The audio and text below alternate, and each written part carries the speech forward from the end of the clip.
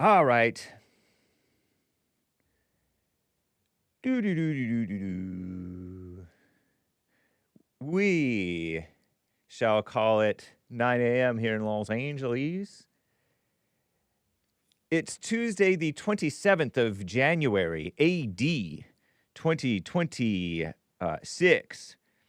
And the views expressed here do not represent Bond or JLP or even Hake. I don't even represent myself, if you can understand that, you know, because not merely idle words. Wow, would you look at that thing? Is that an owl? Is that real? Owls sleep in the day and work at night. That's weird. That's not weird. It's different. So said the evil communist group known as, what's their names?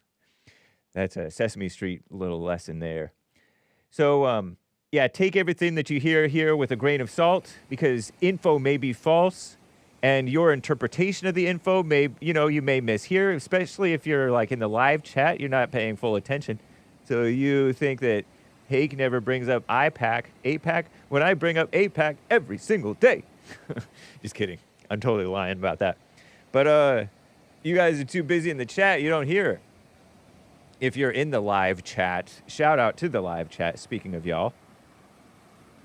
But shout out to the podcast listeners, those who listen on audio podcast or catch the replay gang. Hello to you guys everywhere in these different places. I'm live on punchy.tv/Hake, pilled.net/The Hake Report. Rumble, I do believe, right? Yep. Thank you to... Oh, did I? Here, let me set the redirect. Let me redirect. Here. Raid. Boom. Oh, yeah, he already did. Nice. Okay. So thank you, Pastor Shadowley, raiding the stream, I guess. American Anchor Baby will be live. What's up, Jules Verne, Brandon B, Slave to Him, Buddy 1205, Son of Liberty LGB. Oh, yeah, there it is. Pork Chop gave a super chat, and let me read that super chat right now. Pork Chop states, my rant is for you to check out this article. He linked it to my X. He tagged the Hake Report on X with a link to an Time magazine article from 70 years ago, or specifically 1958, rough number, 70 years ago. Don't the excuses sound familiar? Shout out to Ken from Illinois, Mark from California, and Zenny, Zenny, not to be confused with Lenny Kravitz, who is also a black Jewish guy, perhaps not as based in terms of his opinions as Zenny, I would assume. And of course, Stephen from Maryland, you are a retardant, like a flame retardant. Stephen from Maryland, you would like to put out the flame of truth, but you shall not retard the flame of truth. Nice. Thank you, Pork Chop Express, because I have missed Pork Chop Express's super chats in the past because I am not always on top of, this stuff there. You're welcome to call in. You're welcome to super chat. All right. Those of you who are who would like to call in, you are welcome to 888-77-JESSE, 888-77-5-3773. Lots of stuff to get to, perhaps, right? We'll see what happens. And so I'll get to that Time magazine article. It's about black Negro crime. They called him Negro back then. And the crime was out of control even in the late 50s in the North. Where they had the blame white people mindset. They had the increasing out-of-wedlock births even before the 60s, I will have you know. It was considered a national crisis. So Time article upcoming. And excuses. So anyway, y'all, Let's just get right on. Hey, I thought I would do the AJ Gallardo original theme song because it's so good. And even though it's not Friday, it may feel like a Friday to you. It may remind you of Fridays. Look at that nice cloud and the sun peeking behind it. With the show!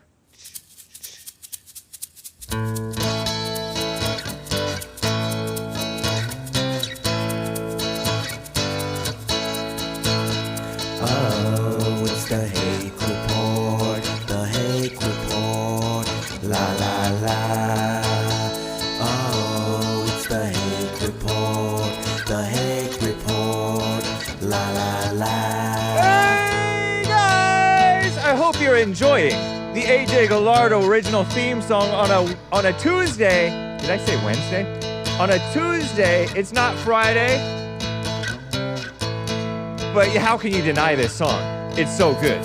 Oh, it's the Hake Report, the Hake Report, la la la. Oh, it's the Hake Report, the Hake Report, la la la. So, how y'all doing? I'm fine. I do have my Obvious Globe t-shirt on. It is so obvious. So get it together, Flat Earthers. Shout out. Flat Earth friendly, the Hake Report. All right? Flat Earth friendly, but Obvious Globe affirmer. This is an affirming TV, the Hake Report. This is an affirming show. We are affirming. You know how churches are either affirming or discriminatory? We don't affirm necessarily your transgender or gender misidentity, but we do affirm that it is indeed a ball, Earth, spinning through space, just like Galileo imagined, or whatever, surmised, visualized. If you lack imagination, you can't see it. But if you have imagination, you can image in your mind. Lin Yan Chin knows. He can probably describe it perhaps better than you or me. Thor mode, the secret is if you wash your hair, it doesn't, it's puffs. And so it just, I don't. It's actually thin. Anyway. Whatever, y'all. So you can get yours. This is actually the old Teespring version. And you can shop from Teespring again, although I do still say it's at your own risk. But yeah, teespring.com/stores/Hake or hake.printify.me. There's another design on hake.printify.me, that store.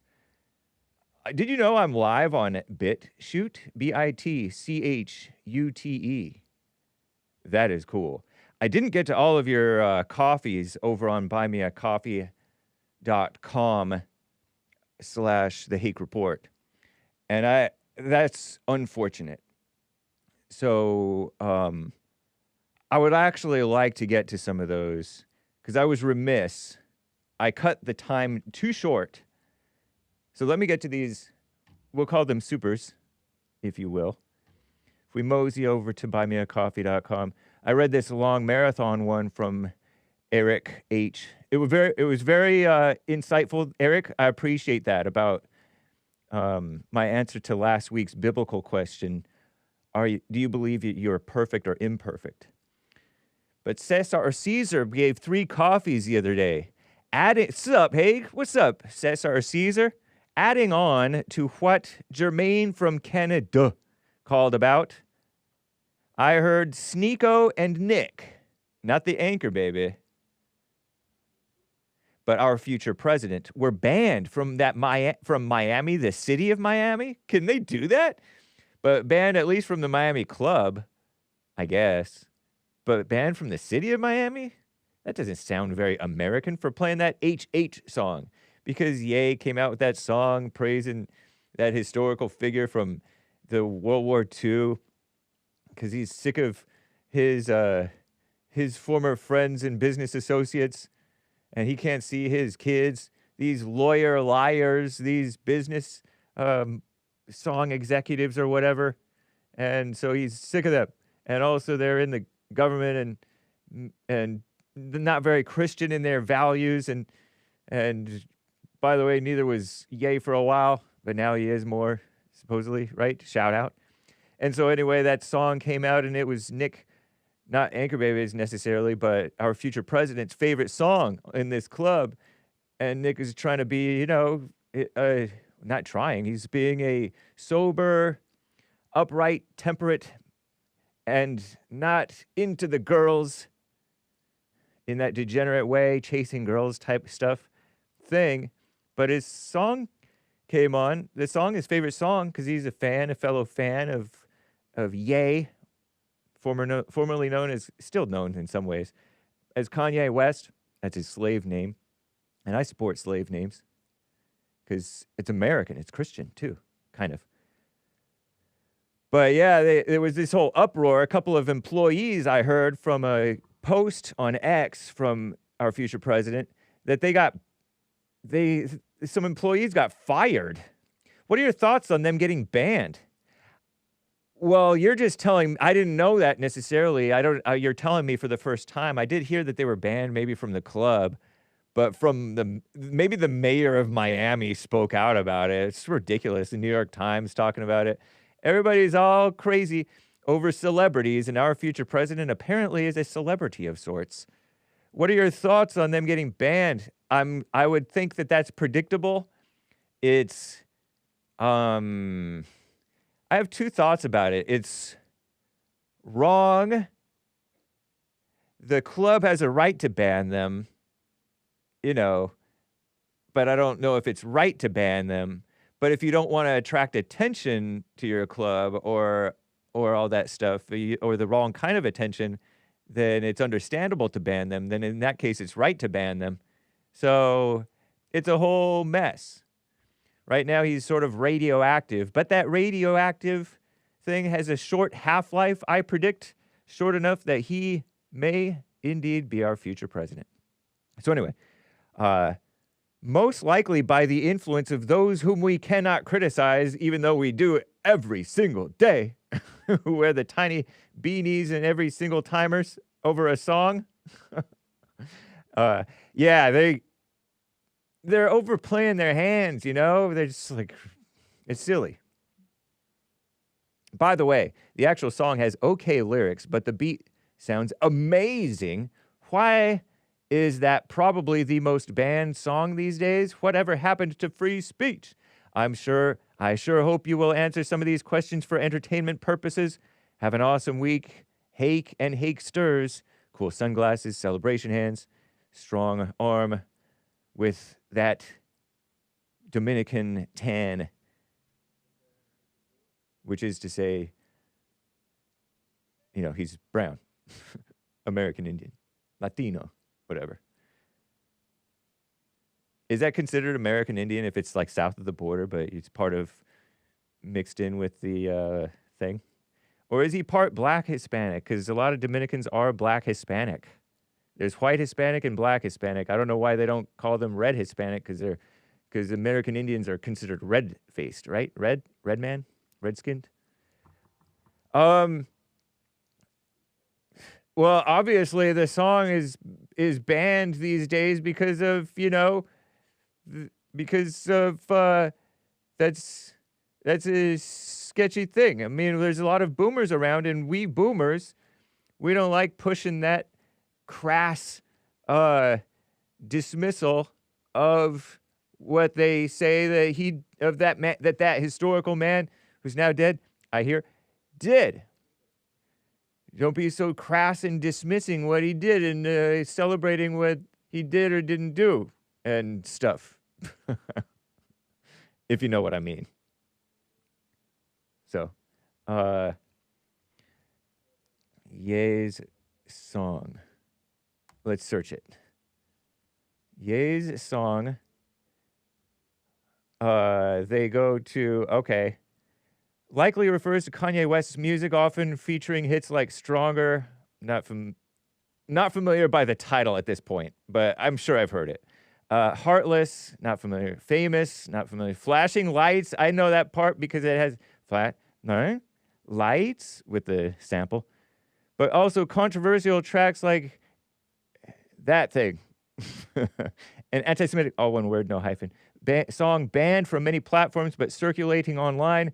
His music spans various styles. Tracks with his children. Jesus Walks, Gold Digger, blah, blah, blah, blah, blah, blah, blah. Oh, he did a Diddy Free song with Sean Combs' son. Huh. Nice. So that's my best attempt at an answer. And free speech, you don't have it. You don't have it. You do, but you don't. And then there is also propriety concerns and concerns about the proper situation. Cesar on yay, Nick. All right. There we go. Thank you, Cesar or Cesar. Anthony bought a coffee. Hey, U.S. citizen, don't vote for J.D. Vance. This is a reference yesterday. Zenny told Mark not to vote for J.D. Vance. Just let the Democrats win. So says the black Jewish Mossad agent out of Canada. Big grin emojis. Just kidding. Zenny is cool.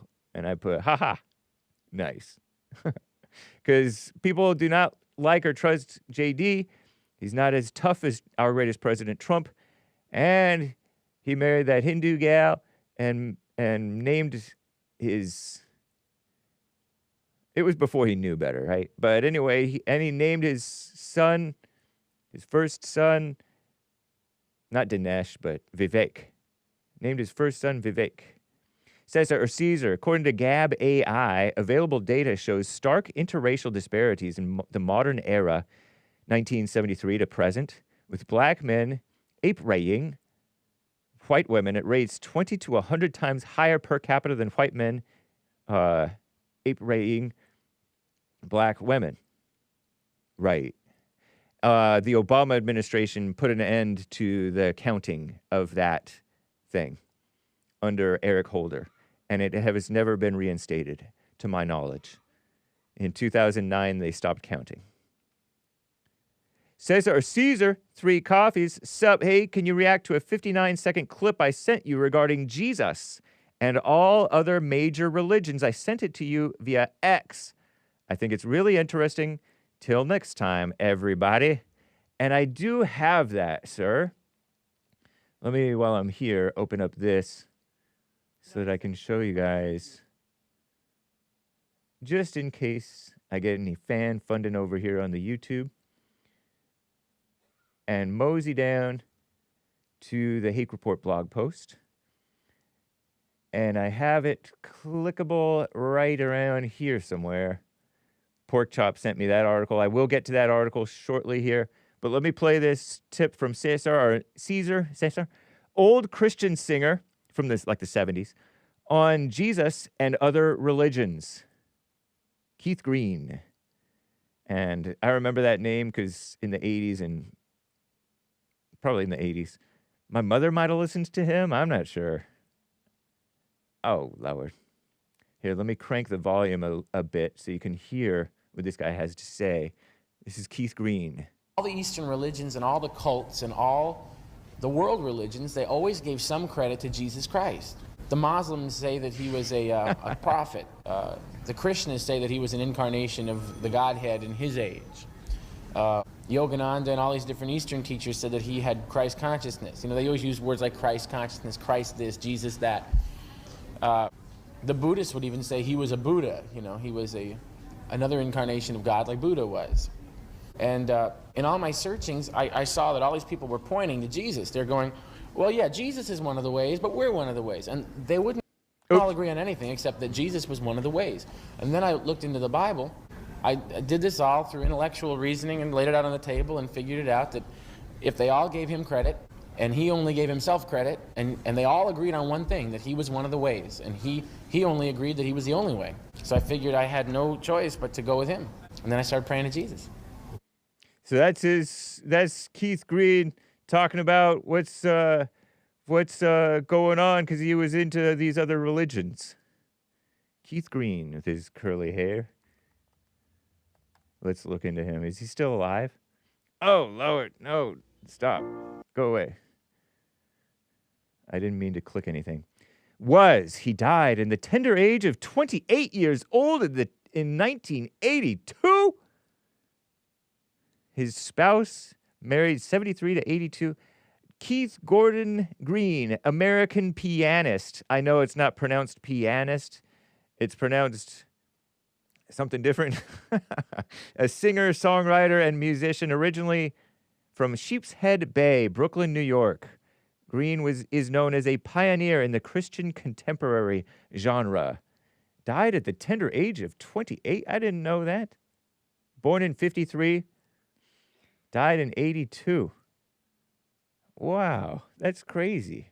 This is distracting me, but here. If I zoom in a touch, where do I see death? Death in a plane crash. Okay, so it wasn't like an overdose or anything. Not that he would. He's a Christian. Along with 11 others, Keith Green died July 28th, 1982. I was like 1 year old when the Robertson STOL modified Cessna 414. I'm pretty sure Anchor Baby was not the pilot, even though he has been known to for some rough landings. Some might call them awesome landings. Remarkable landings. Leased by Last Days Ministries. Sorry. I'm laughing with him, not at him. You know. Crashed after takeoff from the Iron Ore airship. Whoa. Airstrip, not airship. Located in the LDM property. I don't know about this stuff. The small twin-engine plane carrying 11 passengers and the military pilot, Dom Burmeister, took them for an aerial tour of the property and surrounding area, LDM, whatever that is. Oh, Last Days Ministries. Keith Green and two of his children, 3-year-old Josiah and 2-year-old Bethany, on board the plane, along with visiting church planters and their 6 children. Keith Green's wife, Melody, was at home with 1-year-old Rebecca and 6 weeks pregnant with their 4th child, Rachel, born in March of 1983 without her father. National Transportation Safety Board determined the crash was caused by the pilot in command, allowing the aircraft to be loaded beyond operating limitations. Terrible. Required pre-flight. I wonder if somebody lied about how much they weighed or enough people lied. Don't know. Making stuff up. Terrible.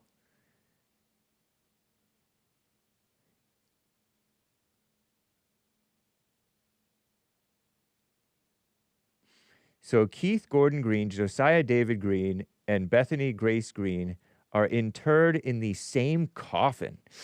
Whew. I mean, it's just their 3 bodies in one coffin. Okay, so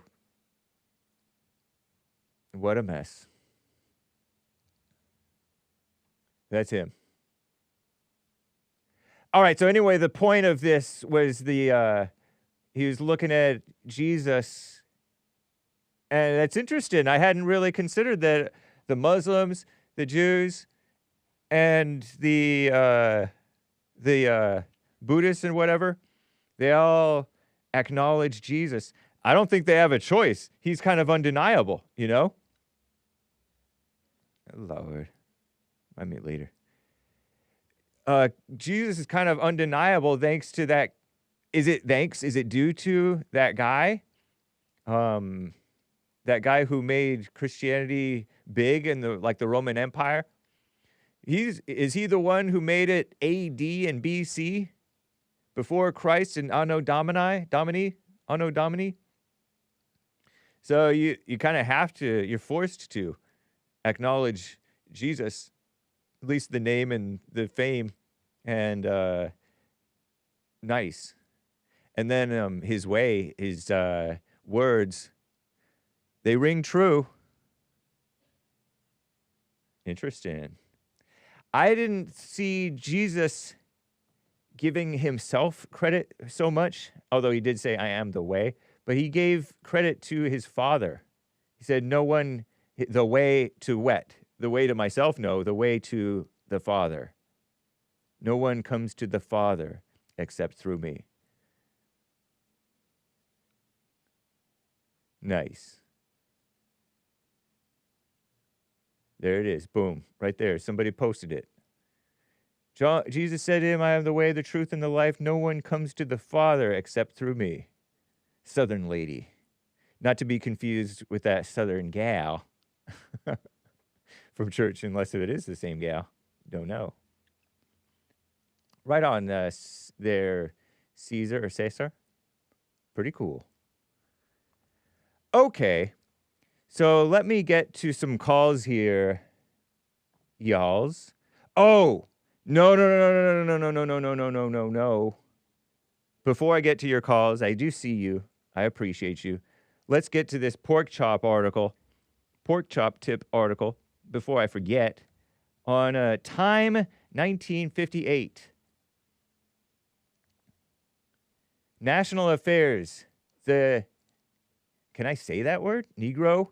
Crime rate, a failure in integration, a 6-minute read from Time Magazine, April 21st, 1958. Time Magazine, I dare say, was probably quite liberal even back then, maybe even communist, because they're kind of ridiculous if I'm not mistaken. Does that one guy he's a former basketball player, very tall, and he calls himself Abdul-Jabbar. Kareem Abdul-Jabbar writes articles sometimes. Let's see. A writer and cultural critic, Substack, The Guardian, Hollywood Reporter. I wanted to see if he wrote for like Time Magazine. Maybe I'm confusing him with Time Magazine with something else. But there was I don't know if it was Newsweek or what. Oh, there's another super chat here. They are afraid to say so in public, but many of the North's big city mayors groan in private. This is that article from Time Magazine, that their biggest and most worrisome problem is the crime rate among, capital N, Negroes, Black Americans. In 1,551 U.S. cities, according to the FBI tally for 1956, Negroes, making up 10% of the U.S. population, accounted for about 30% of all arrests, 60% of the arrests for crimes involving violence or threat of bodily harm. So the violent crimes, there's very, very disproportionate for all arrests, triple although they were 10% of the population, they were 30% of all arrests. Very, very overrepresented, extremely overrepresented for violence or threat of bodily harm, murder, non-negligent manslaughter, rape, robbery, aggravated assault. One city after another, the figures, where they are not hidden or suppressed by politicians, reveal a shocking pattern. Items: New York, 14% Negro. Of the prisoners confined in houses of detention last year to await court disposition of their cases, 44% of the males and 65% of the females are Negroes. Skipping over that ad. Chicago, 15% black. I'm just going to say black, okay? Because I don't know. I don't know how YouTube feels about me saying Negroes. It's just a word. It's just an indication. It's not a lot of these words, they're not derogatory, but people take them derogatory, and then they become derogatory. But it's not. Anyway, it's just an indicator. It's purely descriptive. No connotations implied. In 1956, twice as many Negroes as whites, 1366 versus a mere 679. Were arrested on charges of murder, non-negligent manslaughter, rape, robbery, and this is before the so-called civil rights movement really got their way, you know. They were pushing it, and they were out-of-wedlock births were going. They were going, okay? And this is in the North. The article starts off in the north, right? North's biggest city mayors. I don't know what the problem was in the south, if it was such a problem in the south.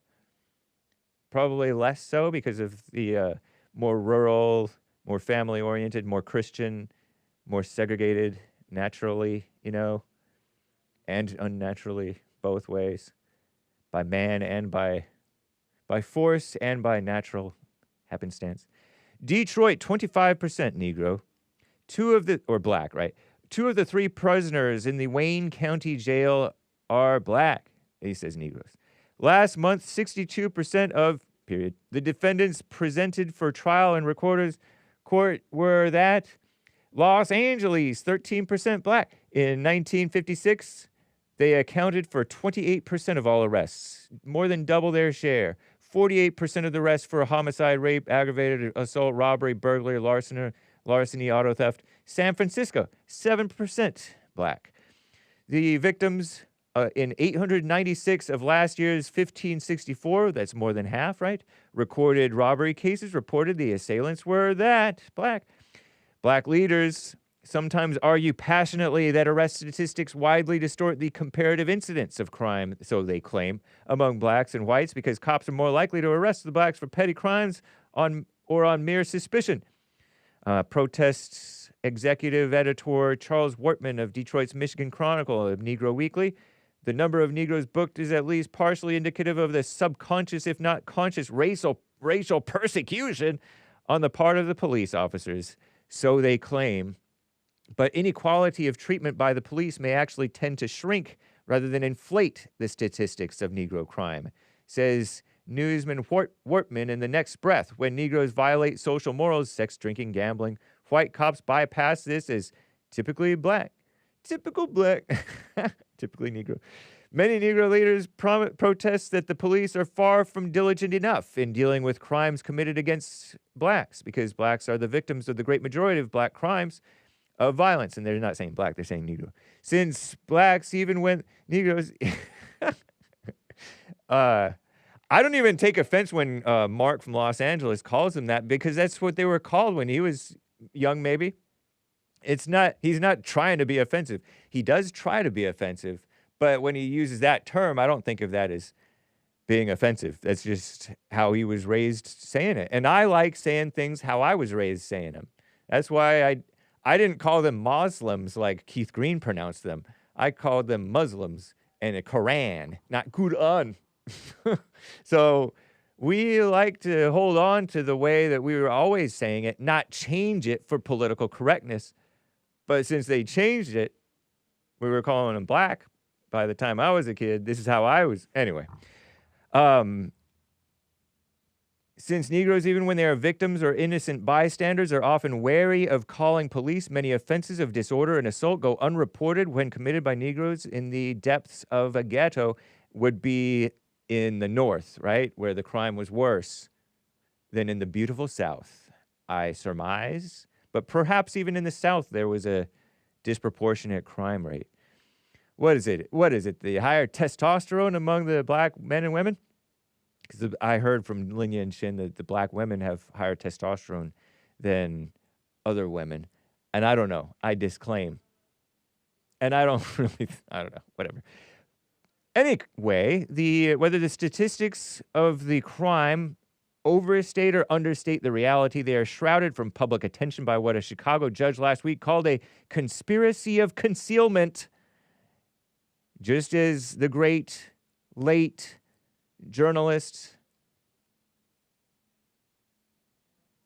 who called JLP, Jesse Lee Peterson, the most important man in America, an Irishman, by the way, an Irish American, I believe, Colin Flaherty. It's an Irish name, isn't it? He called it denial, deceit, and delusion, something like that. By the media, by the politicians, by they themselves, and even by false guilt people. Many cities, Negro leaders and organizers, such as National Association Against Colored People, supposedly for the advancement of it, it's against them, put pressure on politicians, city officials, and newspapers to play down the subject. Fearing loss of Negro votes, few elected officials dare resist the pressure. What a mess, huh? So they want people to lie. They don't want the truth out. Even in the 50s, can you believe it? Abetting the concealment campaign is the feeling shared by many whites that this is unfair, inflammatory, and even un-American to talk about Negro crime. Wow.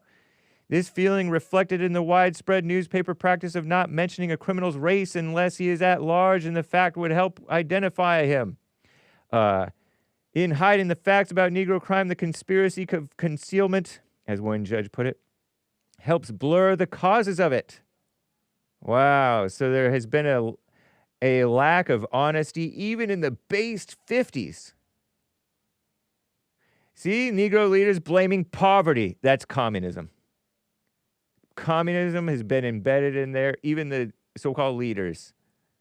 Poverty is the number one factor in their crime. Ridiculous.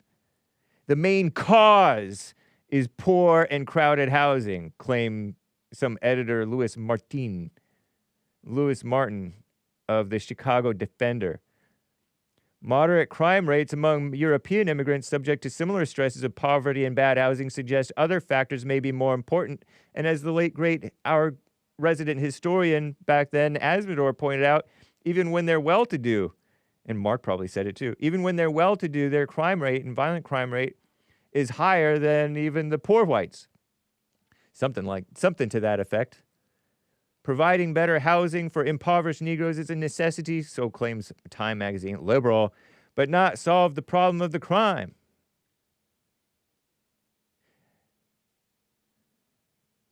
Very interesting.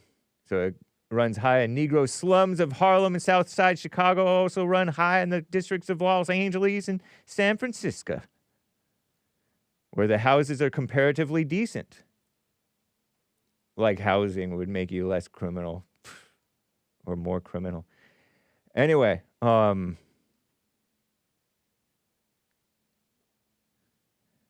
interesting little article there.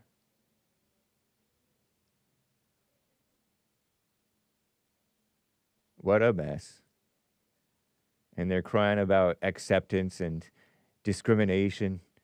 Slam enough doors in a man's face and he may break one of them down, said this liar lawyer R.J. Reynolds of San Francisco's Negro deputy city attorney.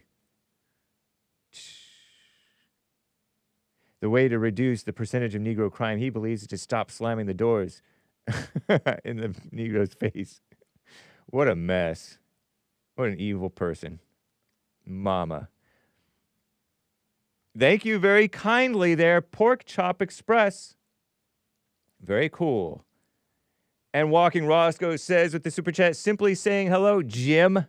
He calls me Jim. Thank you for staying with it. You're never alone by the grace of God. Much obliged there, sir. Whew. All right, so let me get to some calls here. There is one line open. Thank you, Walking Roscoe, calling me Jim. That was an article. Yeah. Time Magazine, 1958. Let me show it to you if I didn't close it. Did I close it? I forget where I was. But here, let me repost it on... I think I... Here, if I go to my X...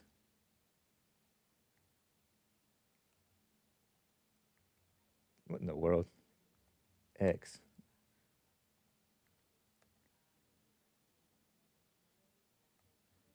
And if I go to my likes, I'm pretty sure I liked it. Yeah. Some funny stuff going on over here. All right. This is what Pork Chop Express _86 sent you a Rumble rant. Please check out this article. God bless you, Hake. National Affairs, the Negro crime rate, a failure in integration. Yep. And it doesn't say who wrote it. It doesn't have any disclaimer. This article is from 2026 minus 1958 is 68 years ago. And it's only gotten worse. What a mess, huh?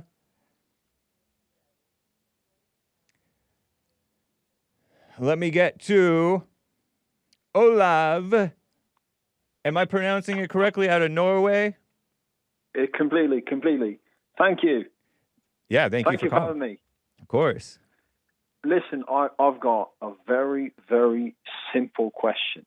All right, and you can decide if you answer it yes or no, or you take a little bit of time to answer it, or think about it, or whatever. But I have a very straightforward, very Bond question. Listen, James Hake. Yes. Do you have perfect peace? Before I answer that, can I ask you 2 questions? Yeah. Is it OLAV, OLAVE? No, it's just with a V. And With a V. That's the end. OLAV. And my second question, are you Norwegian? Oh, yes. Really? Because you sound sort of Yeah. Australian or Yeah, the thing is, I just like Anchor Baby was talking about. I just used to not really think about like ancestry and stuff like that. But then I took a DNA test, and it turns out it's it's at least similar to the British Isles, or something like that. But I kind of switched my English accent after that. Oh, so you found out that you're part British, and so you changed your... Yeah, I'm not even sure. They don't give me specific regions. They just give me like, you from the British Isles. Like, yeah, yes, broadly. and you naturally speak. You were raised speaking Norwegian, but you also were taught English at some point, or you learned English, and so you gave yourself a more English or British or Australian or Kiwi type of accent. I used to love just the American accent, actually, because I grew up on TV and all that. But yeah, like I switched. Yeah. Wow. Actually, shout out those talented Norwegians. I'll have you know. So listen. Yes, we're the best. Don't forget it. Okay. But yeah, like that was. I really do wonder. Do you have perfect peace? No. No. Okay. Right. How about you? All right. Should I trust you? Should you trust me? No. Definitely not. All right. Oh, that's funny. That is just funny. Yeah, hear my... listen. I don't know if you hear my disclaimer every day, but take everything that you hear with a grain of salt. Info may be false. And not just info, but attitude and everything. All right. Yeah, of course. Yeah. No, but listen, it's just incredible to even be on the phone with you. It's like, oh, mate, even when I was just hearing you over the phone line, yeah. It's like I've never, I always hear it over the computer, and it's a bit different.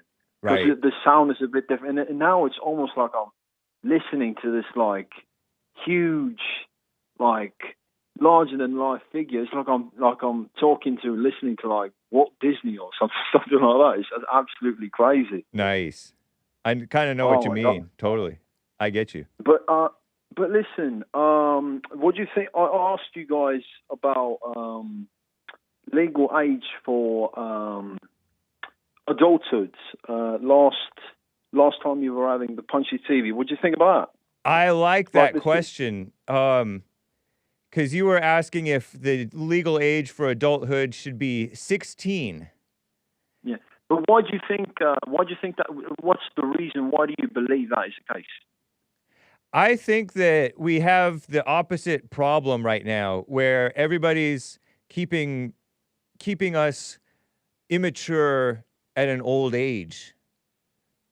And I would like to go back to where people are maturing and responsible for themselves and trusted to themselves at a younger age. Now, I'm not for 16-year-olds voting, but I'm for them being free No, of their parents. me neither. I'm guys only who own land type of thing.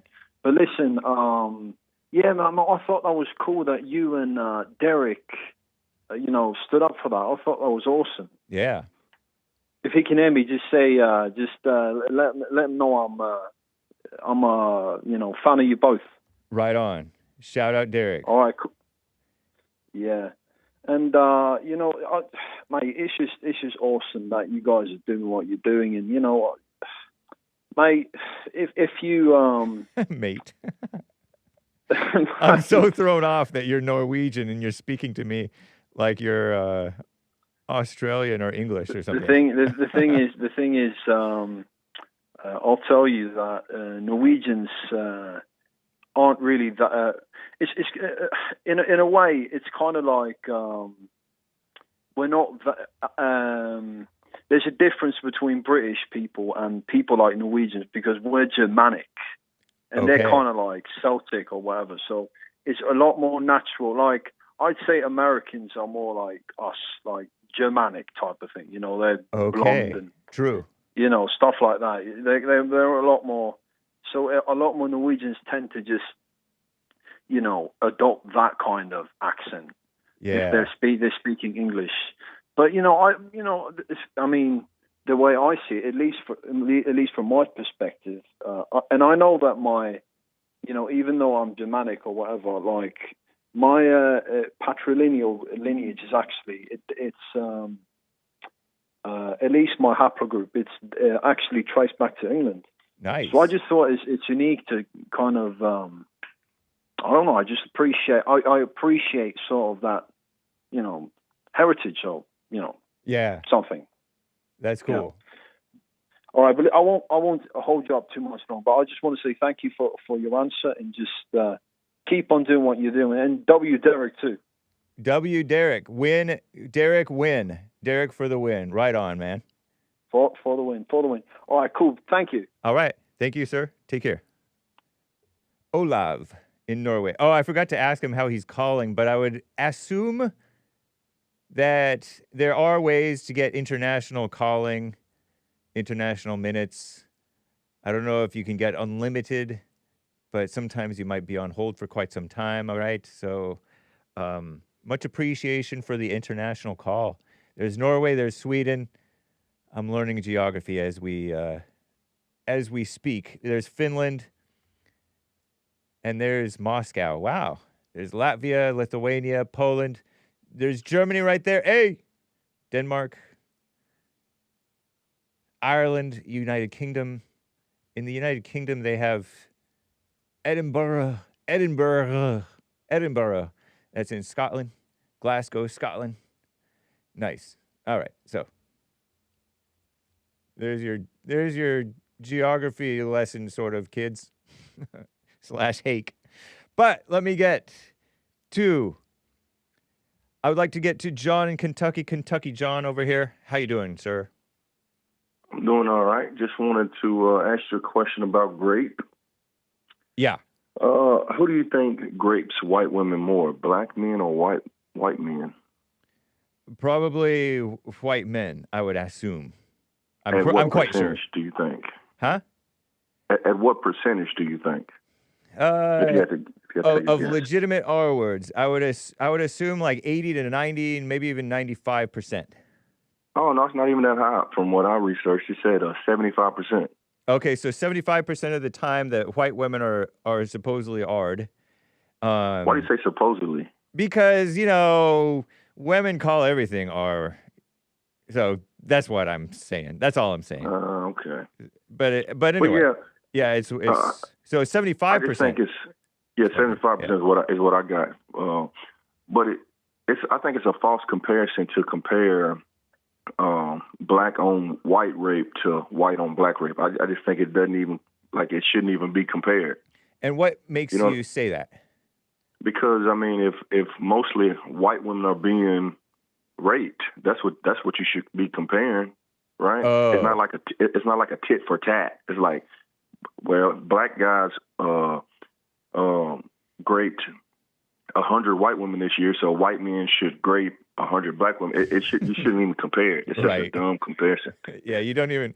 It's all wrong. You don't want it if it was a legitimate case. You don't want any of it happening. But the point, I think the point is, okay, it's also interesting because there are more supposedly white women to go around, and there's fewer black men to go around too, and it's interesting. But in general, black men are more that way in terms of the sexual violence per capita. That's not true. That's not true. I mean, just in general, statistically speaking, when I was growing up, when I was growing up, my grandfather and my dad, they used to tell me and my brother, they said, stay away from them white girls because everybody wanted a white girl. Because white girls, if you sleep with a white girl and their daddy found out, their daddy will make the girl say that it's rape, so they won't embarrass the family. Yeah. And a lot of guys went to prison and stuff when we were younger, and they weren't even bad people. They just messing with them white girls. Should have stayed away from them. Right. So, yeah, man, that was.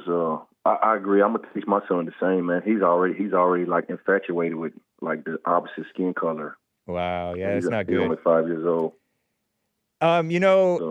That's kind of when you're surrounded by other races of these women, you're more likely to get attracted to them. And also just people who look different. Sometimes, I think everybody falls for that. I mean, not everybody, but people of all races fall for that. It is a crazy situation. You don't want to have sex out of wedlock, period, because later down the road, they can accuse you of literally anything, of any race. That's true. Yeah. And in my personal opinion, from what I've been through in my life, I think white women are more promiscuous than black women. What do you think about that? In the South, you may be right, but in general, I don't know what the case is now. But I just know. Go ahead. I just know that how white women are kind of sheltered and while staying away from black men. When they finally get out on their own, go to college and everything, they're like curious about it, and they find out that blacks aren't as bad as what y'all portrayed, and they're just so curious, so they go after it. Yeah, it's kind of like Eve. When Eve ate the apple or the fruit, and Adam too, they didn't immediately die like they were thinking that they were kind of told, and so they were like, it's different from what I thought. Man, you crazy, man. But you are so right about that. I heard that from Pearl that women in general, the most attraction is to the black men, whereas for the women, guys' most attraction is to the Asian women. You know why, man? Because y'all white men, y'all don't have no style. Y'all don't have no flavor to y'all. Y'all like just y'all just like boring, lame. Y'all lame. And we got a little bit of attitude to us. So, I mean, naturally, a lot of the races are attracted to us. There is an imitation of, or I'm just going to call it an imitation of masculinity that the Muslims have, the Muslim foreigners have, that the white women in these European countries are attracted to, because the white men in those European countries have become so like soft, and they're feminine. Yeah, effeminized. It's a really bad situation. It's crazy. Yeah, I'm just curious about that because, I mean, if 75% of white men are doing all the great to white women, it's not 25% of it goes to black. It's spread out amongst the other races. Yeah, I mean, a lot of the whites, I don't know if the whites are including the white Hispanic or what, but yeah. White Hispanic? Knows? Yeah, because Hispanics are either white Hispanic or black Hispanic. Y'all still go by that? Well, I don't. I do actually. Yes. Man. Yeah, I know, it's crazy. Caucasian. All your serial killers, all y'all, man. Well, what about the DC snipers? Name a second DC sniper. Eric Dorner or whatever that guy is. Nah, that was a different Michael situation. Whatever. That was a different situation. But it's still killing more than one. Yeah, one out of how many ever black people are in the United States. One. Well, what about those drill rappers? Don't they like to rack up some bodies according to their raps if they're not lying? Man, they're killing each other, man. That's a different situation too, man. That needs to be taken care of. They wouldn't kill y'all. They're scared to kill y'all. Good. That's not good. It's not good that they're killing it, period. They're just lost, man. Yeah. That's all it is. Indeed. And you know, that stuff is going down because they done killed off all each other. That stuff is going down. I'm glad about that. Meaning it's on the decline? Yeah. Yeah. Right on. Yeah, man, that's all I had, Hake. Man, I was just curious to see what you think. But you said 85 to 90%? Goodness. No, I was just guessing. Yeah. I bet Mark would have said blacks rape great white women more than whites. He may have much more knowledge about the statistics than you or I. Well, if he calls in today, just ask him. Ask him that. Maybe Hayden as well, if he can call in. Right on. Thank you, sir. All right, man. All right. Bye. And speaking of him, Mark in Los Angeles on the line. What's up, man? How you doing, Hake? Doing How fine. are you? Fine, thank you. You know, I wish you would have let me on with him just now. It crossed my mind, but I was like, I wasn't sure. That's all right. You know, he comes up with these ridiculous things about, white men are raping. No, Negroes are doing the raping, John. Look at any FBI statistics. The rate of white women raped by Negroes is 10 times more than white men raping black women. Yeah, and then in general, according to my past research, blacks committed rape or sexual assault, allegedly, at nearly 3 times the rate that whites in general committed rape or sexual assault. No, I'm strictly speaking of black on white women versus white men on black women. Virtually no white men rape black women. I want to see some stats on that. Yeah, I've heard it was 0 until 2024. Who wants them? I mean, let John and Ronnie have them. They're all yours, guys. Some of them are mildly attractive. Well, it's your opinion. Now, I wanted to get to your article in Time Magazine from 1958. You read that once before, a couple of years ago. Yeah, it sounded familiar. Yes, it did. Now, I just want to say this. One stat that you overlooked or that you didn't want to dwell on was the fact that the crime by these Negroes up north in the 50s was already getting out of hand. Right. But you said in the South, not so much. And that's what I wanted to talk about. Yeah. The reason that we had less white women being raped and other criminal activity by the Negro was because we had segregation. They had segregation after the Civil War for roughly 100 years. And it was safe. It was sweet. They had more blacks in the South than they did in the North, but less crime from these people. And I'll tell you why they had segregation. Because after the Reconstruction, when the Negroes got their freedom to rape, rob, and pillage, they did just that. And the white Southerners never forgot it. That's why they're so-called, this phony word racism is used to attack our white brothers of the South. Because they were, I hope you're listening, John, this is for you. We don't want to mix with your people. We don't want you to put your hands on our women. And in the South, we knew what you people are. And that's why we had segregation. That answers that question to Time Magazine. John is for segregation. He's for separation, and he's not for this interracial stuff. Why doesn't he go back to Africa? Why doesn't him and Ronnie and all the rest of them get out of here? Because he has generations here. Like, he has no interest in Africa. That's just an excuse. That's an excuse to stay. What do you want from him? A ticket to Africa. Yeah, but that's not what he wants. Well, that's because he's a hypocrite. John, I don't see how that's hypocrisy. Oh, it is. If he says, but he thinks that Jesus is going to establish. He thinks Black Jesus is going to establish his kingdom here in America. Well, that's in his imagination. He's dreaming. Right. My suggestion to blacks who hate whites, instead of killing us, leave. Just simply leave, and all problems will be solved. But I just want you to know that the reason for the disparaging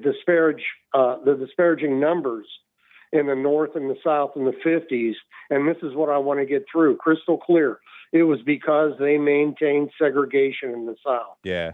And by maintaining segregation, our women were safer, our children were safer, and the society itself was better. You go up north to these integrated neighborhoods, you can't walk the streets at night. Right. Diversity is poison, and it will lead to the destruction of our race. And this is, I don't care if John's a separatist or not. If he was truly a separatist, he'd get out of here. But he's a hypocrite. John, you're a hypocrite. You don't want to leave. He doesn't want to leave. Him or Ronnie or the Nation of Islam, they're all for separation, but they won't leave. Yeah, the Nation of Islam, they want their own state, huh? It's ridiculous. I'd give it to them, too. Let them have their own state. It'll be a failed state. I can promise you that. Right, don't give them anything. No, nothing. The only one that wasn't a hypocrite on this issue was Marcus Garvey.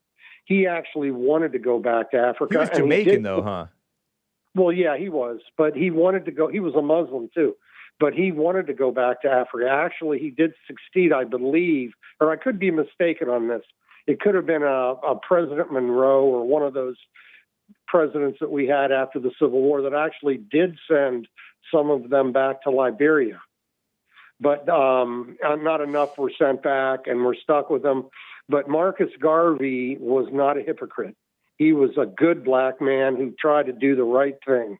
And in all of American history, I would point to Marcus Garvey as probably the best black man to live in America. And do you know why he was deported? He was deported. I didn't even know he was. Yeah, he was deported because a bunch of elitist, people that run big business needed black cheap labor the way they need Hispanic cheap labor today. And that's why they railroaded Garvey and deported him, because he was becoming effective. They claimed he committed mail fraud. And you said that's a railroading, politically motivated? Yeah, I believe it was. Did you know he was honored at Klan rallies? Marcus Garvey was? I didn't. And did you know that that woman, Sanger, Margaret Sanger, I believe was her name, the one that started abortion, she was honored at Klan meetings too. Because she didn't start I heard that she wasn't into abortion necessarily as much as, because abortion was so frowned upon and illegal, but she was more into sterilization. Right, of the Negroes, primarily. Right. She called them human weeds, I think is how she referred to them. But, the thing also, I want to get this out. I said it the other day, but I can't say it enough. The Exclusionary Act of 1790 would indicate the more racist you are as a white man, the more patriotic you are. Because those people that wrote that Exclusionary Act, some of them were actually some of the founding fathers of this country. And I know you're going to dispute this, but they said blacks would be 2/3. Okay, you're going to call it voting, whatever. They're still considered 2/3. And the First Congressional Congress of 1790 spelled it out better than I could, that the only immigrants that could come into the U.S. were white Christians. Right. They should have kept to that. They should have stuck to that. Can you imagine the paradise we would have now if we had stuck to that? Even after slavery and with segregation, we were, it was a stopgap measure until the civil rights movement came in and destroyed everything. Everything they did. The Civil Rights Bill is probably the worst piece of legislation ever passed. Ronald Reagan called it a bad piece of legislation, and Senator Barry Goldwater, the presidential candidate of the Republican Party in 1964, voted against it as a senator. It was a Democrat-sponsored bill signed in by LBJ, a Democrat. So when these phony conservative Republicans say we're the ones who passed the Civil Rights Bill, they're leaving a lot out. They're leaving Reagan's words on it, how he opposed it, and Barry Goldwater, the presidential, Republican person at that time. So it was Democrats who primarily passed that poison, but it was also Southern Democrats opposed it, as well as some Northern Republicans like Goldwater and some of the others. I'll tell you one guy who was a sneak and a snake, just like his son, was Romney. Romney's father was the governor of Michigan, and he was pro-civil rights. He was a rhino and a scumbag. And those are the same people that opposed Goldwater in '64. And it's not a Democrat-Republican thing. It's a racial thing. The Democrats were the party of the white man up until the '60s. And then, they turned it all over to the civil rights movement, which was a mistake, which alienated our white Southern brothers, and they became Republicans. And now the Republican Party is, except for Trump maybe, and a few others, is really not the hope. Like you said, Nick Fuentes, I hope to God, I don't know if he could ever win, but he would be the man I would support today. If he ever put his name on a ballot, I'd give him money and I'd work to support him. Separation or death. That's my final word to you today, Hake. Nice there, Mark. I appreciate it. There was one other factor that JLP points to in the lower crime rate of the South during those days before the so-called civil rights mess. And the Google does acknowledge the social control of the Jim Crow laws and the segregation. They credit that for helping diminish the crime, of course. But also they were more church-going. They were more stable family, even though they had the higher so-called poverty rate, nearly 55% in 1959. Black neighborhoods had higher rates of two-parent households, over 75%, and therefore some stability because of that sense. They weren't, as JLP said, they weren't taught to blame. It didn't even really enter their minds to be attacking white people or be attacking one another. Well, it's like I said the other day, black people, I don't hate them. They're like children. They need to be taught how to live right. When they were in Africa, they were just wild savages. And when we brought them here as slaves, we instilled Christianity, the power of the family, all the Christian values that we treasure, especially in the South, were taught to these people. But even back then, even in the days of slavery, you would catch a slave raping a white woman, and that's where lynching came in. I heard. The reason lynching came in was because of the rape of white women in Kentucky, John. Are you listening? The reason there were lynchings of Negroes was because they raped our women. Now, that wasn't the only thing they did to deserve that punishment. There was also robbery, murder. Yes, assault, all the bad things. But sometimes they said that it was because of violating social norms, like whatever, disrespect. Or did that, of course, that must have happened sometimes, right? Well, they tried to say that the situation, I can't think of his name. Emmett Till? The one, Emmett Till, yeah. But that's not a community, that wasn't a community situation. The whole community didn't get involved in his death. That was just 2, 3, 5 people. And there was a black guy involved, too, with that one. That's what I heard. Yeah. Okay, so what did you ask me about social norms? Yeah, like if he looked you in the eye disrespectfully, or if he didn't move off the sidewalk for you, or if he spit on the sidewalk, or just something that's not as bad as that's bad, but it's not as bad as rape or murder or robbery. I don't believe there was ever a lynching because a guy spit on the sidewalk. That's communist propaganda. Right. That kind of information is put out there to instill a guilt complex in the white people. Yeah. Oh, our ancestors were so terrible to these people. Right. No wonder they hate us. You're seeing that play out in Minneapolis today. Yeah. Those white people that are demonstrating against ICE are indoctrinated, self-hating demons. Right. And people, but you notice that these demonstrations aren't going on in Louisiana against ICE or in Florida or Texas because the local police, for one thing, are working with ICE. Yeah. And the people support ICE's mission. Right. And I believe even in Minnesota that the majority of the white people are for ICE. It's just in Minneapolis where these cult-like leftists have called home. It's like Portland or Seattle. it's in the Midwest, but they're just as evil. And I don't know if I think I said this to Anchor Baby yesterday. I think the solution here in Minneapolis and the state of Minnesota is for President Trump to declare the Insurrection Act. That way, this Menendez judge appointed by Biden, she's trying to kick ICE out. I don't know if you heard that. The criminals that run the state of Minnesota filed a federal lawsuit ordering ICE out of the state, which is ridiculous. But this Biden-appointed judge has actually taken in this case, but she did say that the federal supremacy clause, puts sort of limits her on what she can do.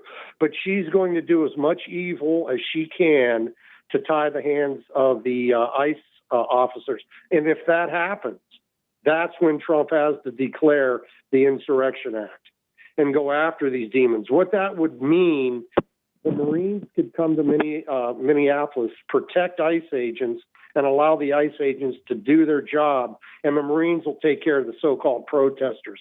These protesters are nothing but paid commies. They're civil rights agitators. They're just evil people all the way around, all the way up and down. There's nothing good about them. A lot of them are homosexuals and pedophiles. And they're just evil people. We're on the side of God here. If you're a white racist, you are on the side of God. If you're a white nationalist, you're on the side of God. He made this country for us. God provided for the white man. That's why all the colored people are invading us now. They want to take advantage of what we have. And one last thing, and I want to get this out.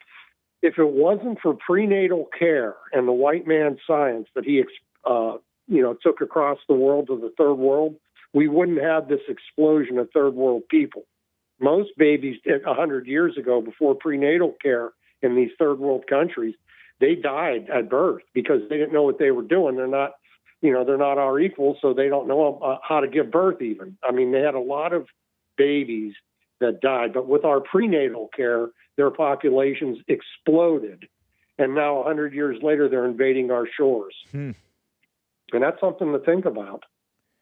Well, thank you, Mark in Los Angeles. Yeah, can I give a shout-out real quick, and then I'm out of here? Yeah, go ahead. A shout-out to Zenny and Canada. Good man, your best caller. You got some good callers, but I like him. And then also David and Ocala, two good callers. I appreciate to hear their calls. And thank you for taking my call, Hake. All right. Take care. Thank you, sir. Have a good one. Bye-bye. You too. Bye. Before I get to Michael in Canada, just want to check out the chat. What's up, Pastor Chatelet? Thank you, sir. Over on the Rumble crew, hello to Jules Verne, slave to him, and all of y'all. Let me just double check over on the various platforms. Interesting stuff going on in this here world. Want to make sure that I don't fall behind like I did yesterday, okay? I didn't like that. Yeah, quite a few have come in. All right, so Popcorn says, I believe I've heard you in the past say that you were against law enforcement officers wearing body cameras. Indeed. Body cams. Because they were pushing body cams. Because they know that body cams are entertainment, and they want that entertainment. I was thinking last week. Body cams. You know, the media. And then also the layman falls for, oh, that looks too tough. That's too manly, that work. Anyway, people filming officers. Is that accurate? Yes. Would you mind a quick rehash of the reason why? I would not mind at all. Imagine like somebody with a camera on you when you're trying to work. It's like craziness.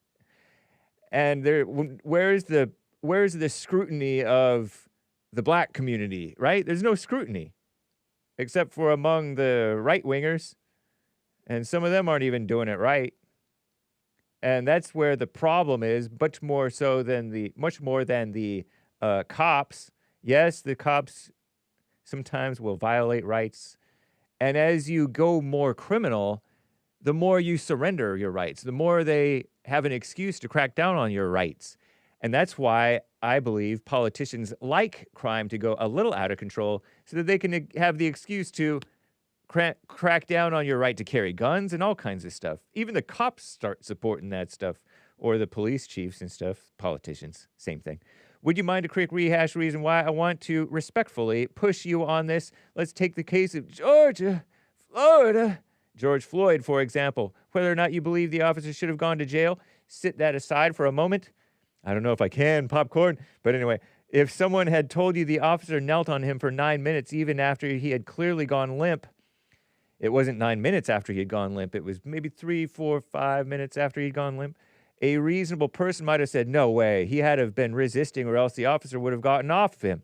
That's not necessarily the case. No body cam footage, the civilian footage is used. Renee Good case, again, no body cam footage. There was body cam footage of the George Floyd thing, and that's when you saw how out of control Georgia, Florida was. Renee Good, again, no body cam footage, so civilian footage is used. And then there was the cop used his own cell phone. And Renee Good was obviously a justified case if you're really looking. A lot of casual observers are like, oh, I don't know. Or, oh, no, that wasn't justified. But casual observers are not to be trusted. Alex Pretti, even more pivotal here. Civilian footage appears to show him being disarmed before he was shot. That's right. And they shouted, gun, gun, and within seconds, he was disarmed, but they still shot because there was still all that confusion going on, from what I understand. If you're against body cam footage and civilians recording video of incidents, how do you propose the facts of what actually happened during a policing incident be ascertained? Police reports and stuff like that. If one party member is deceased, do you rely on the officer's word only, witness testimony? How would it work in your world? Clearly, you wouldn't say just defer to the officer's version of events, because in the case of Ashley Babbitt, you say the officer may have been wrong, but you're able to say that due to video footage of the incidents. Indeed. A lot more, the officers would have a lot more leeway to get away with stuff, but that would maybe mean that people are less apt to try the officers, you know? So it might be better for all because you're like, well, I'm not going to get near these officers because they're not necessarily going to be able to get in trouble. It's kind of like R. R is very hard to prove. Easier to prove with DNA, right? Rape, you know? But it's extremely difficult to prove. So the best point is, don't get into a situation like that in the first place. So, of course, my side has clearly lost. I don't think we're ever going to get my side back. And I do that partly because of influence, I would say, from JLP, who's also against that. Just think about it. You're trying to do your work, and especially like manly work, where the half of the population is against you because practically all the liberals are against you as a cop. And then, unless you're going against a conservative or white or a man. And then half of the conservatives are against you too, because a lot of right-wingers don't like cops either. And more actually, because the cops are enforcing the anti-white, anti-man, anti-common sense COVID stuff. I had a guy from DC always used to donate to the Fraternal Order of Police. But after they enforced like mask mandates and stuff, he quit donating. He was mad about that. Shout out. So, yeah, popcorn, cops would get away with crime perhaps almost as much as the regular population. And that's a good thing. I'm kidding around, totally. But they have it now, and it's showing how bad. It's kind of backfiring on the communists a little bit, but not fully, because communists will always lie. There's a book called SJWs Always Lie, and man, that is so true. They just go with like a screen still of like the gun pointed at Alex Pretti. Oh, and that looks so terrible. But when you take in the whole incident and factor in, like, I would love for you guys to be one of the cops who are trying to finagle this guy. Anyway, thank you, sir. Eric over here with 5 coffees. Why HH is the most banned song these days? The Jews, capital, all caps, quotation marks, use any opportunity to play victim in order to gain and maintain power. Who owns the narrative owns the mind. Not one of the men in the group listening to the song is known for being violent or oppressing Jews in any manner. Many other songs were played that night about current black or on black murder, prostitution, crime, gangs, and drugs. The Jews don't find black on black hate to be a problem. The Jews hate black people. No, where is the love for them? There is no love for them. Interesting point there, Eric. Rap. Popcorn with another. Thank you, Popcorn. You're obviously trolling when you claim that Mark isn't trying to be offensive when he uses the term Negro. Nuh-uh. I'm not trolling about that. I literally don't believe that he's trying to do that. That's why you laugh when you say that. I'm literally not, man. Okay, anyway. I've picked up on that. Anytime you start to defend or explain something that's indefensible, what? Saying the Negro word is indefensible? Please, come on, Popcorn. It's quite defensible. You saw that in 1958 article. It's not derogatory at all. Anyway, you have a moment where you realize how ridiculously you sound and you give off this laugh. Sometimes you even go, I know this sounds ridiculous. Oh, he's just used to saying that because that's what he grew up saying. But I do know, and I grant you, Popcorn, he has admitted himself that he likes people to be offended, and that's not right. That's an evil energy. Do you know people used to be dragged out of court and lynched in the South? Yes, I had heard that because they didn't trust the courts. Would that mean it's okay today? No, it's not okay today. But the word Negro has nothing to do with that, Popcorn. You don't make sense. Next time you talk to Mark, ask him, does he use the term Negro when he's out in public? Who was helping you, sir? Oh, it was this Negro employee over there. It's possible. I don't know. You honestly think he would say something like that and pretend like he doesn't know why that's problematic? Give me a break. I think that you're way overreacting to this term there, Popcorn. He feels comfortable saying it on your show, but I can guarantee you when he's in the general public, he doesn't say it openly.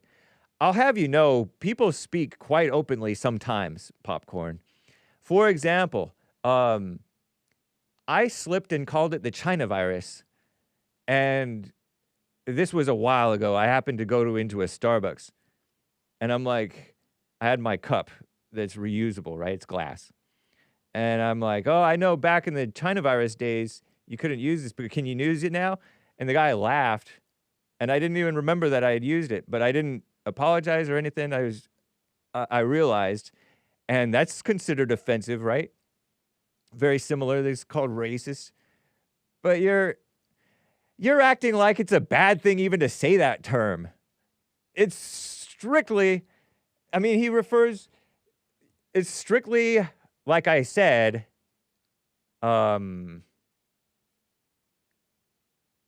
descriptive. It's an indicator, indicating what race he is, Popcorn. I think you're being ridiculous, honestly. Now, I get your point about the general public. I think he might say it in public, but it's an interesting question. On the R topic, are the women lying or not? Sometimes they can. Sometimes they do. You can't have it both ways. Yeah, but in some cases they do, in some other cases they don't. Of course you can have it both ways because there's more than one incident. Duh. What about the attack on men? Are you part of that, Hake? Eye roll. What are you eye-rolling about, Popcorn? Are you pretending that women don't lie? And are you pretending that black men don't, or black people in general don't commit the R? I think Mark is upset that white women are attracted to black men. That's quite possible. That is sort of, that is the type of situation that could get under a man's skin, especially if you're into the skin thing situation, if you're into the race thing. Course, but Popcorn, you're being silly with this one. This whole situation is silly, but thank you for your coffee as always, sir. All right, and then one last one from I'll say ridiculous. Grow, I'll call it Grow, and R versus lying. Okay. All right. So another from Eric. HH isn't about opposing Jews. It's about the Jews oppressing you. They tell you what you can think, say, and do. Step out of line and they take your kids, close your bank accounts, shut down your methods of communication. The song is a forget you, but not forget. To censorship, mind control, and oppression, it's escape. It's an escape to the matrix. Thank you, Eric, for your 5 coffees. The matrix. Escape. All right. I have to get to Michael in Canada on the line here. Michael, thanks for calling us, sir. What's up? Come on, man. You know I'm a working man. Thank you for wait all this time taking all these welfare calls. Man, I smells welfare in your chat too. I bet. We can be there all day long chatting, man. You gotta work, brother. Some people work, but they're able to be in chat while at work. Can you believe it? That's crazy. Yeah, so that means they don't get a real work, a real job. I got a real job. Nice. And I was waiting for you, man. Come on.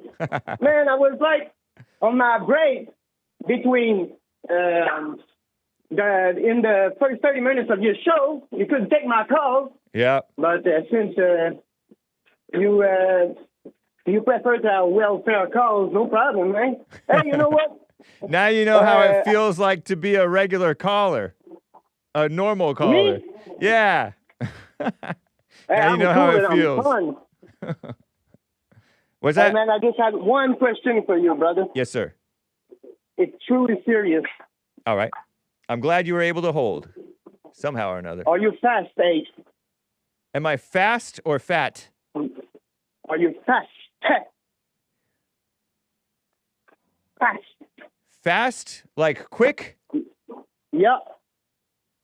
No. I'm not fast. I'm slow. Yeah, that's what I think. So, hey. Thank you for your call. Thank you for the click. Michael in Canada. I never heard him complain about being on hold before. I don't know how long he's been on hold usually. But thank you, Michael. And Ardene in Colorado. Ardene. Hi, how you doing? Fine. How you doing? How about you? Good, good. Okay, we're 4 feet of snow and counting. Wow, so much for global warming, am I right? Well, global warming is still there.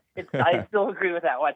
But I was going to say, with just a little tidbit of information, that guy that was saying go back to Africa where you belong, you know, type thing. That's his opinion, I guess. Right. But Africa, when he was talking about, well, I've been doing a lot of reading on Africa, studying their history. One thing read upon, and it's amazing, just to clue him in on all his knowledge, which is not there. Africa, Ethiopia in Africa, had Christianity first century, about 340 years. Christianity was there just as a time when it was a little bit before Western Europe when they got Christianity over there, working with it, having it as far as their way they believe. It started in Ethiopia. Ethiopia is the cradle of civilization. Actually, I've heard things like they have the Ark of the Covenant there. And so, I mean, there's a lot to Africa. Africa is a very, very, very, very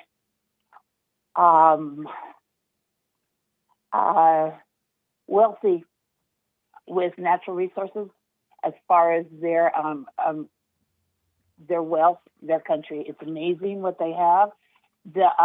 When the Western culture came in to take control, to colonize South Africa, there was a lot of, they came in to actually steal people too, to sell them to slavery and everything. And with that, they destroyed whole towns, universities, libraries. They burned their books. They did everything. They tore down buildings. They stole all their gold and diamonds. They stole all their natural resources. So they had, so civilization did. you're saying that Africans, before whites came in, had universities and things? Yes, they did. Yes, they did. Yes, they did. Look it up. It's there. It's Interesting. amazing. The hidden history of Africa. It is amazing, and we should be at awe at all that the stuff that they've accomplished. There is a lot there. I'm still reading on it. It is very, very interesting. And that guy that was speaking, he's speaking from a lot of hate and a lot of prejudice. And it's sad. I feel sad for him because he's not going to have a happy life. If he has that's just like Jesse talks. If you have all that hate inside of you, you can't have a happy life. He has a lot of hate in him, and I feel sorry for him. Very sorry for him. And anybody who believes the trash that he says, I feel sorry for them too.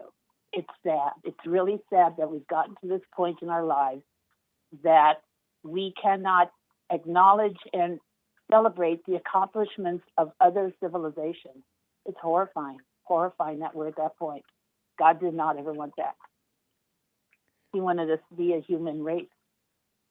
That's what he wanted. Not a black race, not a white race, not an Asian race. He wanted a human race. Bob Marley used to sing about that too, didn't he? Yeah. There's a lot there that needs to be looked at, and we need to get over it. And it takes education, it takes reading, it takes studying to actually see and to acknowledge people. What's wrong with that? What's wrong with acknowledging people's accomplishments? What's wrong with that? Nothing. White accomplishments, black accomplishments, Asian accomplishments, everything. What's wrong with it? It comes to make a better world for all of us. You have a great day, and hopefully you don't get snow in California. Oh, we'll get snow in the mountains, but thank you for your call there. Oh, yeah, Big Bear, you're there at Arrowhead. Oh, yeah. Yeah, I remember that. But I'm talking about the Santa Susana Mountains. Hopefully you don't get snow there. Or the ones, Mulholland Drive, those mountains. You don't get snow there, okay? We don't want snow there. I have a question. What? There's a lot of smearing and attacks upon whites over what whites did in Africa. But whites did good things in Africa, too. Don't you agree? Yeah, they did. Yeah. Yeah. Nice. I have a girlfriend that she's here now. Uh-huh. She is getting her citizenship from Africa, South Africa. Right on. Now, as we speak. And her son is still in South Africa. Oh, by the way, there's no genocide going on. By the way, you have a great day. Talk to you later. All right. Bye, Ardene. Bye. Take care. She claims there's no genocider in South Africa. Her girlfriend told her, or she read it herself. Nice. Thank you, Ardene. Let me get to Mitt in Australia over here. Mitt, how you doing, sir? Hey, how you been, mate? Been fine. How about you? Yeah, pretty good. Hey, I just wanted to clarify to everyone watching that Negro just means black in Spanish. Does everyone understand that?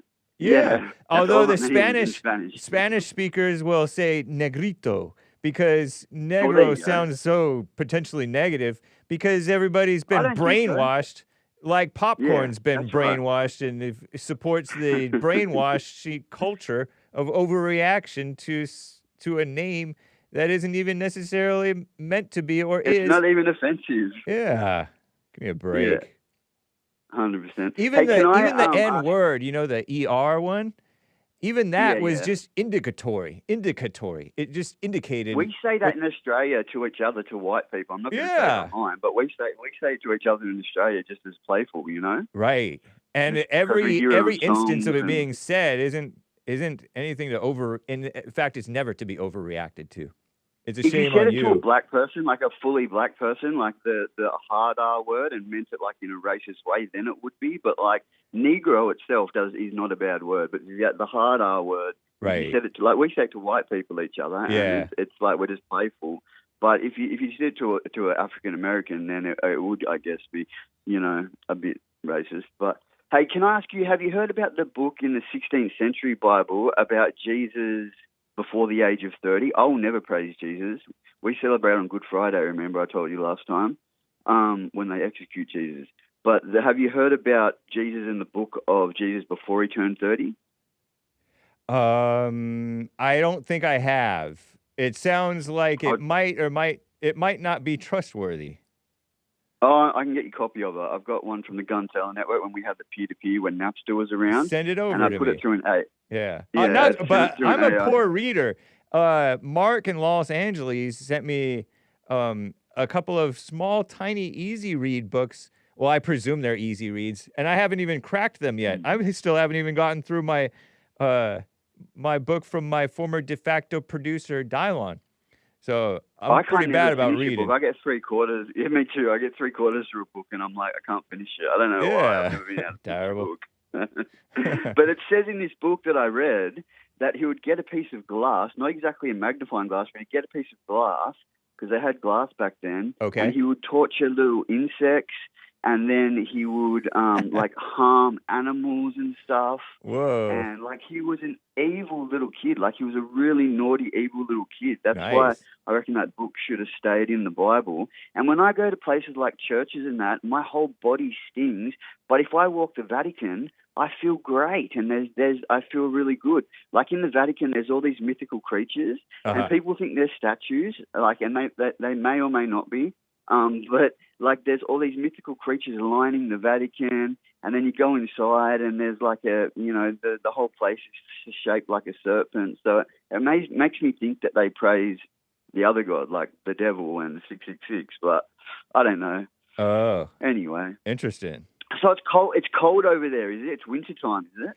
Yeah, it is winter. It's not too cold here. It's 65. It's going to be 73, I guess, if I can read my... I don't understand Fahrenheit. What is that in Celsius? So, you know? okay, so 65 F2C is 18.33 centigrade. Oh, really cold. 73 to F to C. 73 is 22. 22. 22, okay. almost 23 centigrade. So, or Celsius. So it was 40 degrees Celsius the other day over nice. here. It was like literally, oh my God, 40 it was so hot. I C had the air to F conditioning on. is 104 degrees Fahrenheit. Is it humid over there for you guys, or no? Or dry? Oh, right now it's in the middle of the night. We're in the middle of the night, like it's about 3 or 4 in the morning. But so in general, does it get like, humid for you? It's very humid. Like even when it's like 30 degrees, you're sweating. It's like you constantly. It's very tropical. It's like a tropical island. And I'm 30 degrees, about 86. 86 is plenty warm, and then it's humid on top of that. Ooh. Yeah. Humid means like you're sweating in that, eh? Yeah, humid means means that you sweat more because it's damp. It's sort of a damp feeling, so it's even hotter. That's exactly Which part? What it is. You gotta wash your clothes every day. Which province of Australia do you reside, if you don't mind doxing? I'm up near the top end of New South Wales, just below the border of Queensland. I'm not going to say the exact town because everyone knows my Closer name. to the shore or closer to inland? Or I used to be always on the beach. I used to be able to hear the beach, go to sleep with the waves crashing and everything. But right now, I'm a little bit inland. So yeah, probably about 2 hours inland. So okay, so right around. Is it mountainous or anything, or what is it? What's the terrain? Not really. Okay. It's pretty. I'm above a flood region, so if it floods, I'll be safe in the house. I mean, that's why I took this house. Nice. But it floods everywhere all the time, like in the place that I'm at, and yeah. So, interesting. Did you have a good Christmas? I wanted to ask. I missed you so much over. My kitty cat loves hearing you and JLP's voice. Nice. She loves it every time it comes on. I got a little black panther. Wow. She's a black cat. She's not a panther, but I call her a black panther. Right on. And she loves listening to you and JLP. As soon as JLP comes on, her eyes go big, and I'm like, yeah, we missed you so much over Chrissy, yay. Wow. Yeah, I did have a nice vacation, and I hope you had a Merry Christmas at the beginning of summer for you guys. I did, very much, very, very much so. Hey, I'll let you get on to some other calls. Love you heaps, mate. Love from Australia, and I'm going to watch for the rest of the show. And, yeah, anyone offended by Negro, go up and look at the definition and go ask the Spanish, you know? All right. Right on. Appreciate Love it. you, Hake, mate. See you, bro. All right. See you, mate. Bye. Bye. Wow. Interesting. Time in, let's say Sydney. American Anchor Babies, it's 5:40 in the morning. It's almost 6 a.m. Greenwich Mean Time plus 11.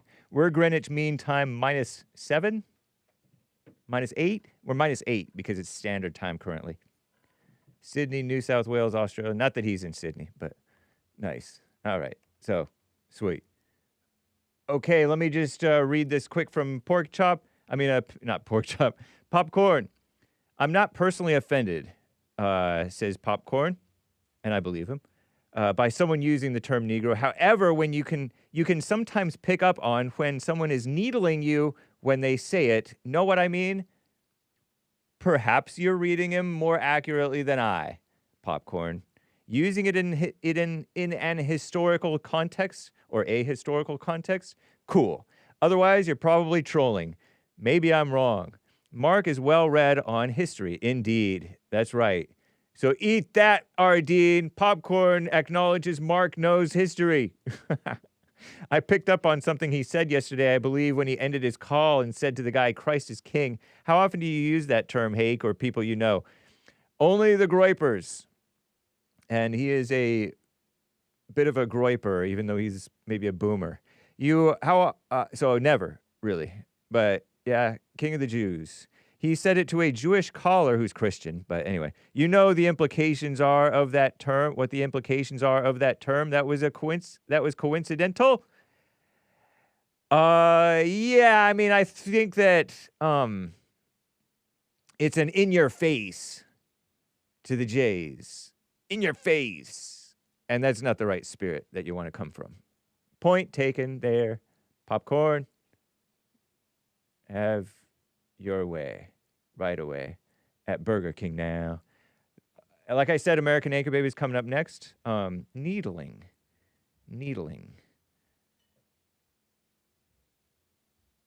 Ryan in Illinois. What's up, Ryan? How you doing, sir? Oh, man, hey, what's going on, brother? Not much.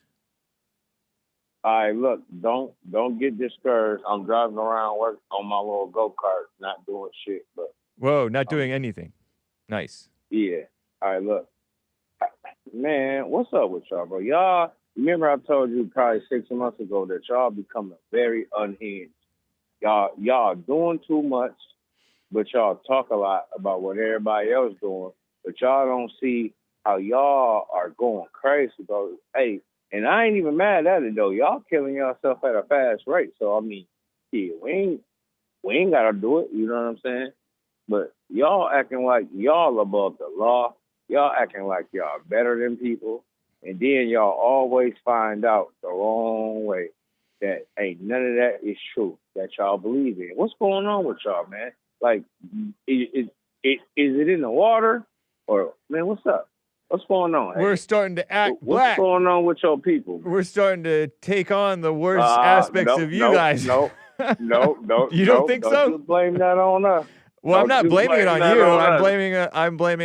I'm blaming the individuals who are acting like that. But everybody got an ego, and everybody gets up on their high horse, and everybody looks at everybody else and not oneself. And so, yes, whites are getting high on their high horse. Boy, they getting high on more than your high horse. I think they getting high on. But what are you referring to? What are you talking about? Jesse, be talking about. Man, first, look, it's a lot I could say, but I'm just gonna keep it simple. All right. We gonna talk about what's been happening currently. I don't want to go back in the day like how y'all all do. Mark and everybody else, they always talk about what blacks did. Okay, so what about today? For the sake of time. Okay, that white girl who tried to run over the cop. Do you think she deserved to die or not? Yes, in that. I'm glad you honest on that. Yes, she deserved to die. You know why? Why? Play stupid games you get a stupid prize. Right. It wasn't that she deserved the death penalty, but she got in a situation. She put herself in that situation. For sure. All right. Now the other guy, Alex Pretti? You feel me? Yeah. Now, do you think he deserved to die, or do you think that was a different circumstantial situation? What's your outlook on that?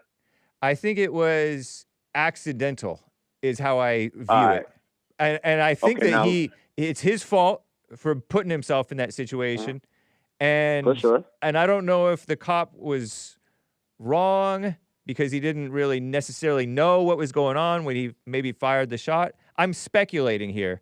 I'm totally speculating. I don't know the facts. Look, dig this, right? Okay, look. Say for instance that I'm a black man, right? And it's white officers going around raiding all the drug dealers' houses. But I'm the black man who don't you raid those drug dealer houses? They deserve a right to sell drugs. Just like they talk about, don't you take these Mexicans who are illegal back to their country? They deserve to live it.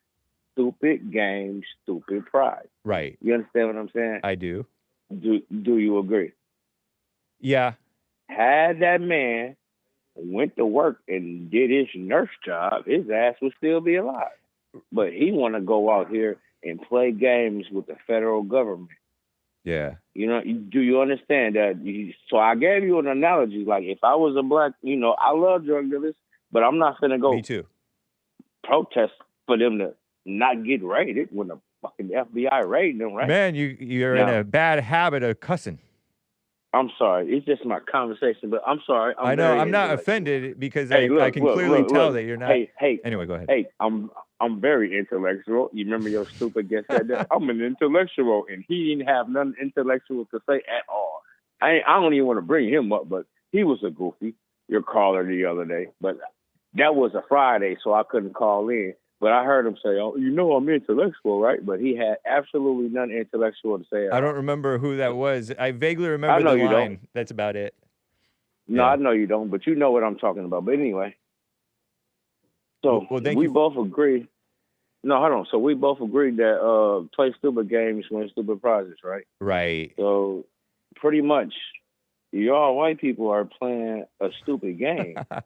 Hey, that's not a normal white. That's not a normal white thing to do. Whites do sometimes are risk takers. They they go and discover new lands. They go out into space before anybody else. So. Hey, I just want to let you know that for your caller Hayden and that other goofy from Ocala, what the hell his name is? David from Beautiful Ocala. David from Ocala, man. David, I don't like that man. And you know what? I'm wrong for saying this, but I despise him. But he is a normal, honest guy just like you. I know, but I still despise his talk. How y'all doing? All right, Ryan, I gotta run. It's good talking with you. Come on, man. You ain't even gonna let me finish. Oh, finish up. All I'm saying is, look, all the hatred that y'all got for us, and y'all out here killing yourself, playing double jeopardy with the law, and we the bad ones.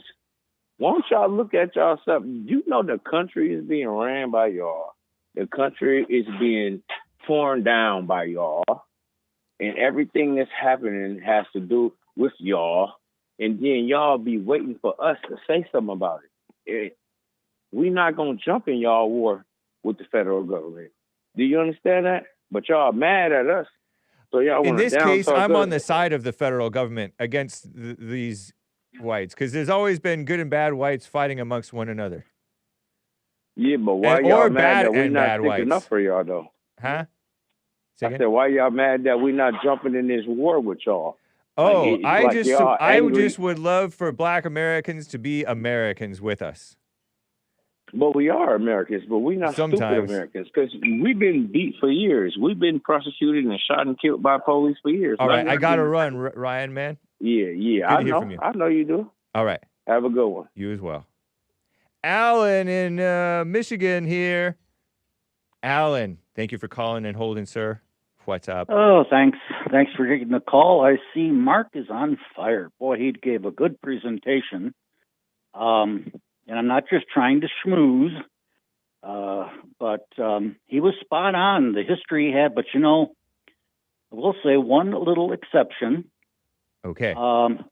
Blacks are not the only ones that are accused and even commit a lot of the R word. Uh-huh. In history, not far history, there is a gentleman by the name of Leo Frank. And guess who Leo Frank was?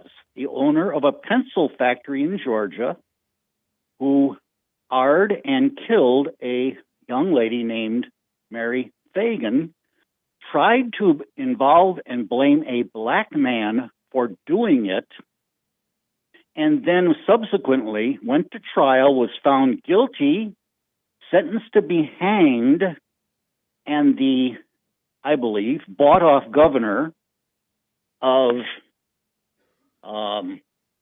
Georgia, John M. Slayton, a real scum after doing a little research on him, was going to let the guy have a life sentence. So guess what happened? He got justice from the so-called mob. They took and hanged the guy. Okay. Problem solved. Problem solved. Yeah. So here we go. Yes, it's the old Jewish problem. Oh, but you better not say anything They claim about it. Google AI says it was a wrongful conviction. Of course. I mean, I am so surprised. Not really. So is it what? Is there any argument that it may have been a wrongful conviction or what? So this guy, Leo Frank, Jewish superintendent of a factory in Atlanta, accused of murdering 13-year-old Mary Fagan, and more than just murdering, but and murder. Yeah, horrible. And there's no doubt in your mind that it was him. It's beyond a reasonable doubt that legally convicted by a jury and the laws of the land, which were more sensible in those days. Uh-huh. So as far as I'm concerned, the so-called lynch mob was doing nothing more than carrying out justice that the idiot governor or bought-off governor or whatever was going to let him go. He commuted his death sentence to life in prison due to weak evidence, they said. So-called. And by the way, guess what organization immediately was formed after that? The ADL. Anti-Defamation League, yes. Yep. Yes. Anti-Defamation League. Yeah. Right. I recognize that story. I'd heard it in recent years. If you know anything about the South, and I know that I know people in the South, I took a visit. I'm going to make this quick because I know you're getting to the end there, and there isn't too much time.